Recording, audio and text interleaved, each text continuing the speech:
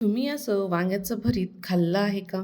आज मी तुम्हाला झटपट भाजून वांग्याचं भरीत कसं करायचं ते दाखवणार आहे. वांग्याचं भरीत झणझणीत आणि चवदार तयार होतं. त्यासोबतच बाजरीची, ज्वारीची, चुलीवरची भाकरी असली ना तोंडाला पाणीच सुटेल. इतकं छान चवदार तयार होतं. तर व्हिडिओ स्किप न करता संपूर्ण बघा. नमस्कार, मी ज्योती. ज्योतिष किचनमध्ये सर्वांचं खूप खूप स्वागत आहे. चला तर रेसिपीला सुरुवात करूया. इथे मी एक वांगं घेतलेलं आहे, मोठ्या साईजचं घेतलं. ते स्वच्छ धुवून घेतलं आहे. त्याला आपल्याला तेल लावून घ्यायचं आहे भाजण्यासाठी, म्हणजे छान भाजलं जातं. तेल लावून घ्यायचं आहे. या पद्धतीने मी इथे वांग्याला तेल लावून घेतलं आणि त्याला मधून अशा चिरा मारून घ्यायच्या आहे. चुलीवर आरावर जरी भाजायचं असलं ना, तरी असंच तेल लावूनच भाजायचं. आपण ज्या वांग्याला काप करून घेतलेल्या आहे, त्याला लसूण अशा 2-4 पाकळ्या मी लावून घेतल्या, म्हणजे छान चव उतरेल त्यामध्ये. मी लसणाच्या पाकळ्या त्याला लावून घेतल्या आणि आता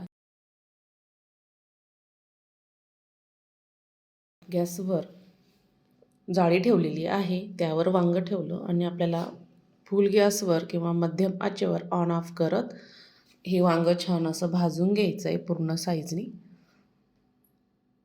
आलटीपलटी करत आपल्याला हे संपूर्ण वांगं छान भाजून घ्यायचं आहे.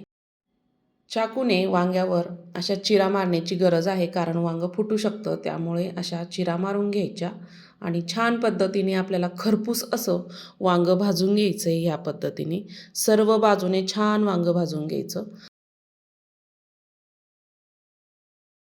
वांगं आपलं छान भाजलेलं आहे, एका ताटामध्ये काढून घ्यायचं आहे, थंड होऊ द्यायचं आहे. तोपर्यंत आपण इथं पॅन ठेवलेला आहे, त्यामध्ये 7 ते 8 हिरव्या मिरच्या टाकल्या आणि छान भाजून घ्यायचे आहे. थोडंसं तेल टाकलं, अंगावर मिरची फुटून उडू शकते.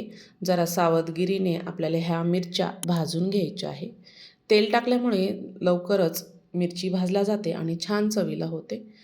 इथे मी मिरची छान भाजून घेतलेली आहे. एका प्लेटमध्ये आपण काढून घेऊया. त्याच पॅनमध्ये मी ते शेंगदाणे टाकलेले आहे. छोटी अर्धी वाटी इथे शेंगदाणे घेतलेले आहे. शेंगदाणे आपल्याला छान भाजून घ्यायचे आहे. तुम्हाला जर शेंगदाणे कमी टाकायचे असल्यात कमी टाकले तरीही चालतात. मी ते शेंगदाणे छान खरपूस होईपर्यंत भाजून घेणार आहे. शेंगदाणे आपले छान भाजलेले आहे. एका ताटामध्ये आपण काढून घेऊया.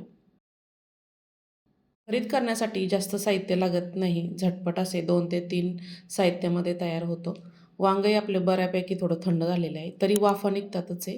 मी चाकूने याची सर्व साल काढून घेणार आहे भाजलेली. अलगद अशी साल निघते, अजून थोडं गरम आहे, त्यामुळे मी चाकूने काढत आहे. ह्या पद्धतीने आपण वांग्यावरची साल काढून घेणार आहोत. आपल्याला साल काढल्यानंतर चिरून बघायचे, त्यामध्ये अळई पण असू शकते. अळई जर नसली तर वांगं छान आपल्याला त्याचं भरीत तयार करता येतं. मी वांगं घेताना छान बघूनच घेतलेलं आहे, त्यामुळे शक्यता कमी आहे. छान अशी त्याची मी साल काढून घेतलेली आहे या पद्धतीने.